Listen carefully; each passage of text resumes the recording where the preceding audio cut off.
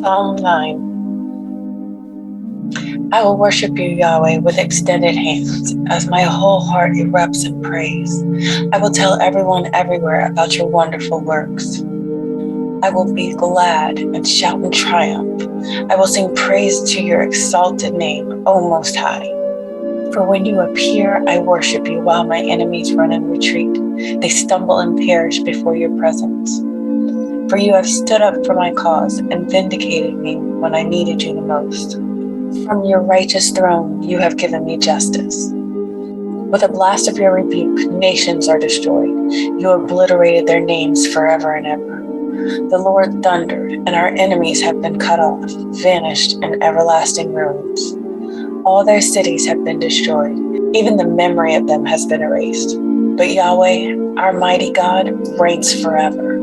He sits enthroned as king, ready to render his verdict and judge all with righteousness. He will issue his decrees of judgment, deciding what is right for the entire world, dispensing justice to all. All who are oppressed may come to Yahweh as a high shelter in the time of trouble, a perfect hiding place.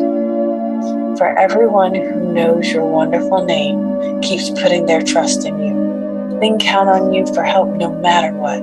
Oh Lord, you will never, no, never neglect those who come to you. Listen, everyone. Sing out your praises to the God who rules in Zion. Tell the world about all the miracles he has done. He tracks down killers and avenges bloodshed, but he will never forget the ones forgotten by others, hearing every one of their cries for justice. So now, O Lord, don't forget me. Have mercy on me. Take note of how I've been humiliated at the hands of those who hate me. You are the one who can snatch me away from the gates of death. Then I will sing your praise as I pass through the gates of the daughter of Zion, rejoicing in your deliverance. For the nations get trapped in the very snares they set for others. The hidden trap they set for the weak has snapped shut on themselves. Yahweh is famous for his justice. While the wicked are digging a pit for others, they are actually setting the terms for their own judgment. They will fall into their own pit.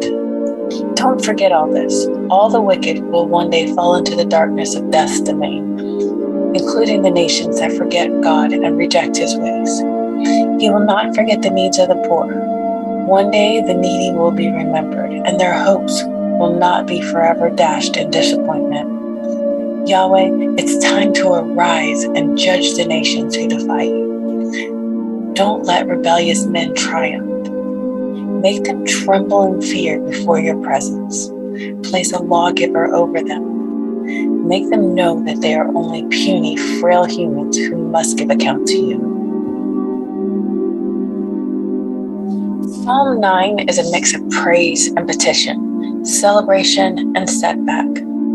David is praising God in verses 1 and 2 for his power over his enemies.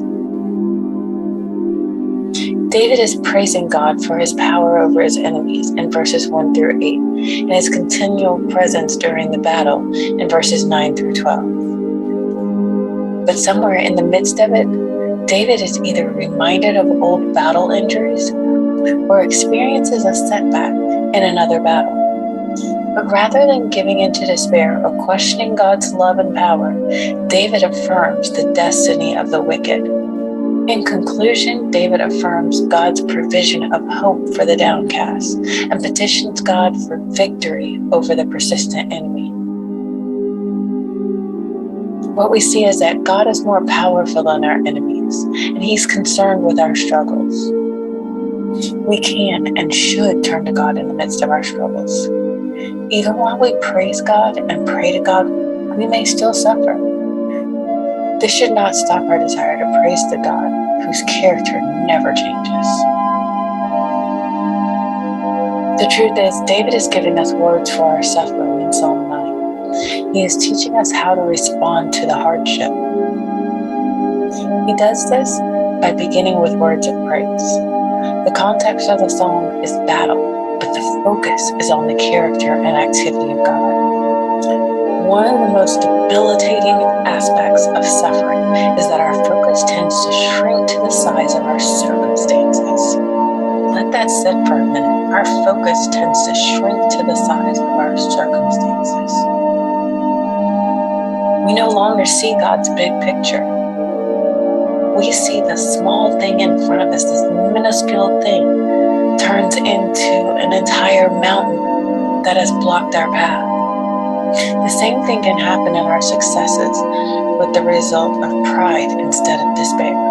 However, David gives us words that would protect us from both.